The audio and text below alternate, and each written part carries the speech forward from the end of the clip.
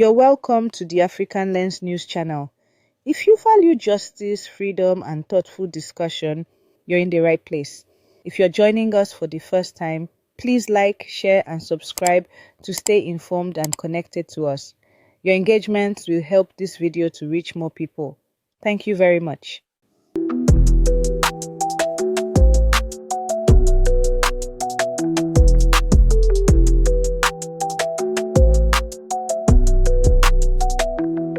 Today we bring you a report on President Ibrahim Traoré's visit to the Georges Namoano Military Academy in Burkina Faso. Captain Ibrahim Traoré arrived to preside over the graduation ceremony of the 24th class of active officers. The event, held at one of the nation's most elite military training institutions, was more than just a routine ceremony. It was a statement of resilience in a country still battling insurgency and instability. Before the formal proceedings began, all attention was fixed on the president's motorcade, a meticulously coordinated convoy flanked by heavily armed security personnel.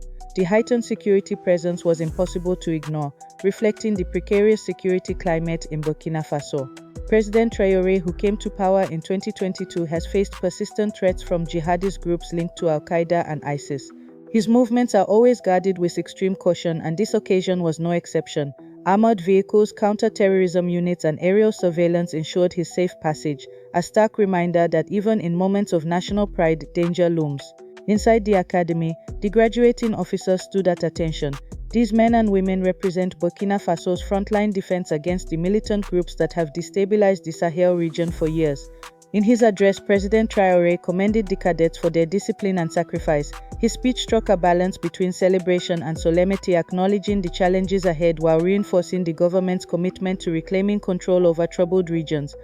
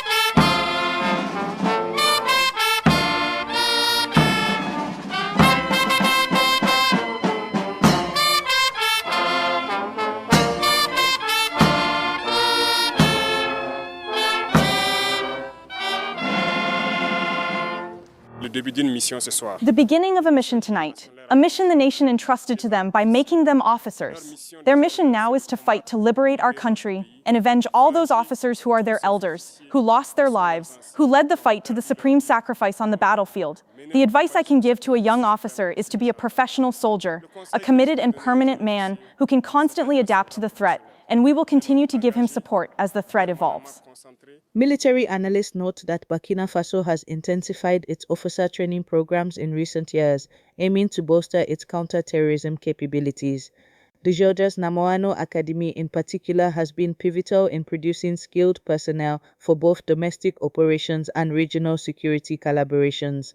Burkina Faso is not alone in its struggle. Neighboring Mali and Niger face similar threats, with militant groups exploiting weak governance and porous borders. The Traoré administration has pursued a hardline approach, including increased military spending and cooperation with Russia's Wagner Group, a controversial but strategic move aimed at gaining an upper hand against insurgents. For many Burkina Faso citizens, the graduation ceremony was a moment of pride. President Traoré's presence at the event was symbolic. By personally attending, he sought to project strength, reassure the public, and send a clear message to both allies and adversaries. Burkina Faso is investing in its defense and refuses to back down.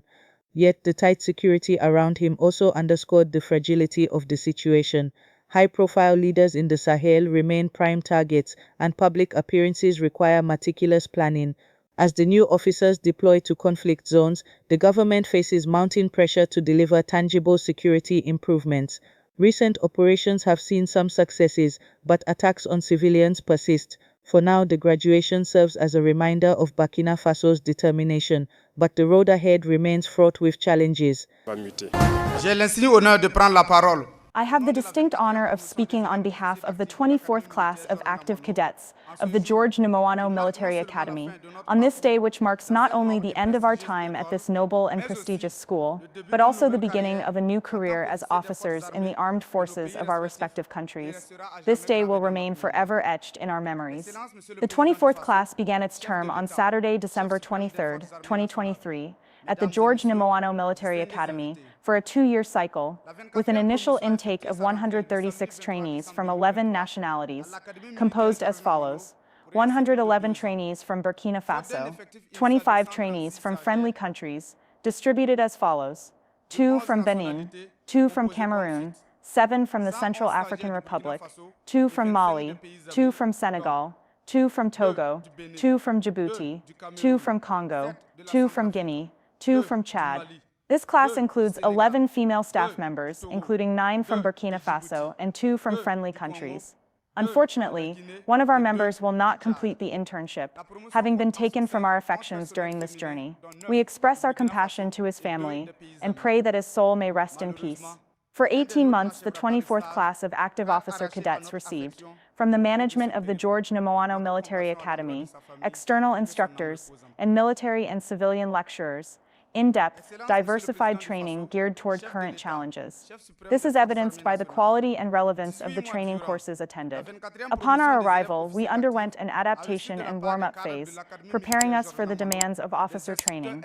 This was followed by a period during which we faced sleep, fatigue, and hunger, while simultaneously demonstrating intellectual and physical productivity under constant and endless pressure.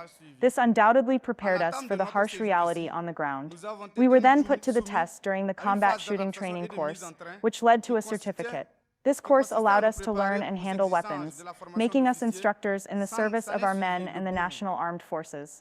Faced with the realities of the field and taking into account the demands of the moment, we followed and learned brilliantly the course against improvised explosive devices, making us vigilant men, ready to detect and neutralize any type of explosive device.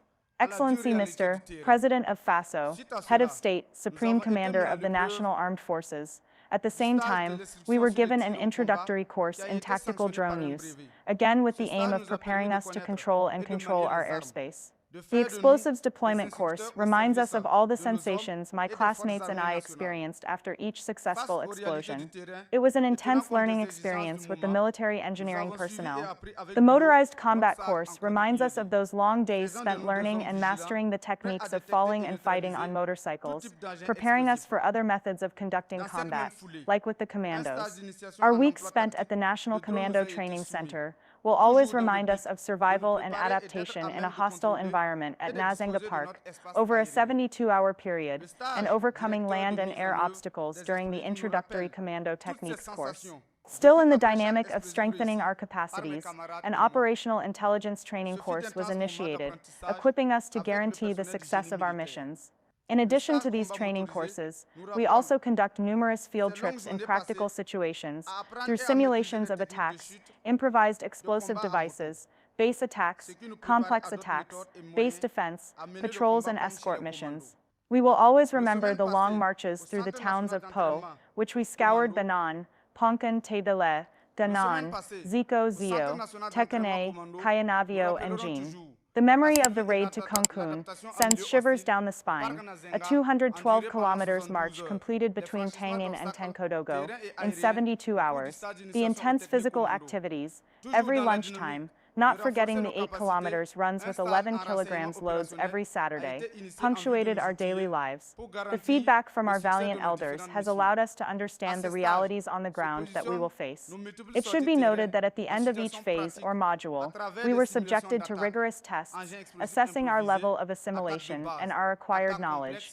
Our time here has been marked by a constant quest for knowledge, self-improvement, a spirit of solidarity, courage and perseverance. These values that transformed us from young civilians into men fit for leadership. Today, we, future officers of the 24th promotion, are aware of the complexity of the tasks and future responsibilities that will fall to us in light of current challenges. Confident, we will write the history of our beloved homeland. As Sun Tzu said, the warrior's best weapon is confidence. We have forged this confidence in a constant quest for knowledge. Long live the Georges Namoano Military Academy. Long live the National Armed Forces. Long live Burkina Faso. Thank you, Excellency Mr. President of Faso, Head of State, Supreme Commander of the National Armed Forces. This event was more than just a military ceremony. It was a microcosm of Burkina Faso's ongoing struggle for stability. On one hand, the graduation of highly trained officers is a positive step in strengthening national security. On the other, the heavy security around the president highlights just how volatile the situation remains. The Traoré government's reliance on military solutions has drawn both praise and criticism. While force is necessary to combat insurgents, long-term peace will require addressing the root causes of extremism, poverty, lack of education, and weak governance. For now, Burkina Faso's military remains its shield, but the question is, can it also be part of the foundation for a more stable future? That wraps up our report for today. If you found this coverage insightful, don't forget to subscribe to African Lens for more expert analysis on Africa's most pressing issues. Hit the like button, share this video, and let us know your thoughts in the comments. How do you think Burkina Faso can achieve lasting peace? Stay informed and stay engaged. This is African Lens, your trusted source for news that matters.